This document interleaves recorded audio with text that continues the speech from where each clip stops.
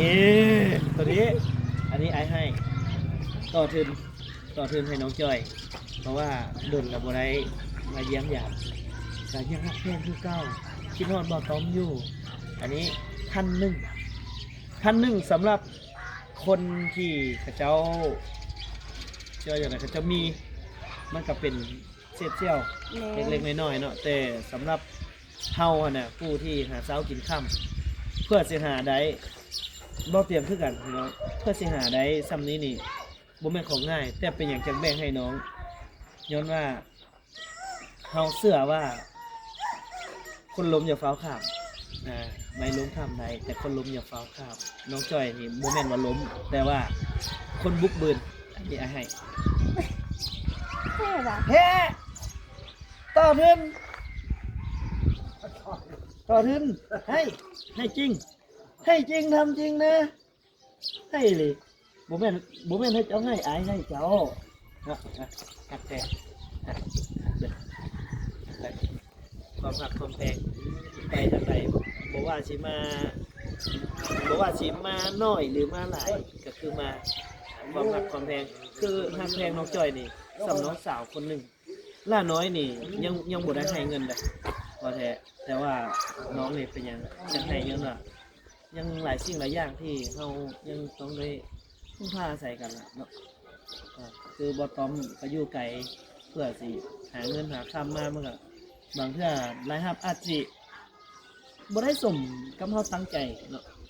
อ้ายก็ผู้นึงก็บ่ได้หลายดอกก็พอถูๆไทยๆแต่ก็อยากให้เลยให้น้อง ขอบคุณหลายๆแล้วก็ต้องกราบขอบใจไอ้เตียงหลายๆเด้อที่เอาเงิน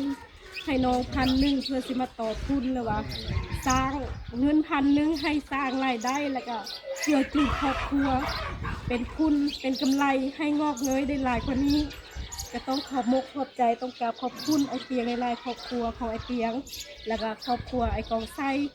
บ้าวสุขสันต์มื้อนี้เพิ่นมานำนะพี่น้องจ้ะขอบใจหลายๆถึงคนอื่นสิมองว่าเป็นเศษเสี้ยวของผู้เขามีแต่สำหรับสาวจอยนะเพื่อสิได้เงิน500กีบ1,000ต้องบุกบืนต้องเฮ็ดอีหยังหลายอย่างตอนเช้าไปซื้อเครื่องบ่ฮู้ว่าสิเป็นจังไดเคยเสียใจเคยเฮาให้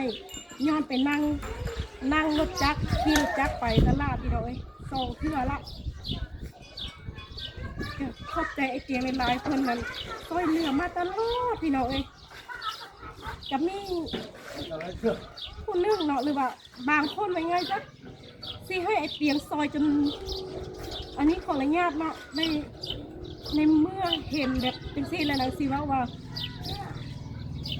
ผู้นั้นก็สิโทรมาหาด้วยตัวเองเลยว่าบ่มีมือบ่มีตีนวะคือให้เขาซอยมาตลอดนะอันนี้ก็ต้องขับขอบใจหลายๆเด้อที่เป็นห่วงแล้วก็โทรมาทักถามอันนี้ก็ขอบใจที่คำเว้ามือนั้นเฮ็ดให้มีแหงพักดำเฮ็ดให้มีกำลังใจแล้วก็ขอบใจผู้ที่ให้กำลังใจคอมเมนต์ดีๆเป็นห่วงมื้อนี้ก็น้องดีใจได้เตียงมีผู้รักผู้ใหญ่เพิ่นมาเยี่ยมมายามน้องคือพี่วุฒิพี่ซักบุญแน่นเพิ่นก็มาเยี่ยมยามเพิ่นไปเที่ยวอยู่บ้านนาทามเพิ่นก็ยังแวะมาเอาสิ่งของไม่อยู่ในกินให้น้องก็ต้องกราบขอบคุณเพิ่นหลายๆคือจังซี่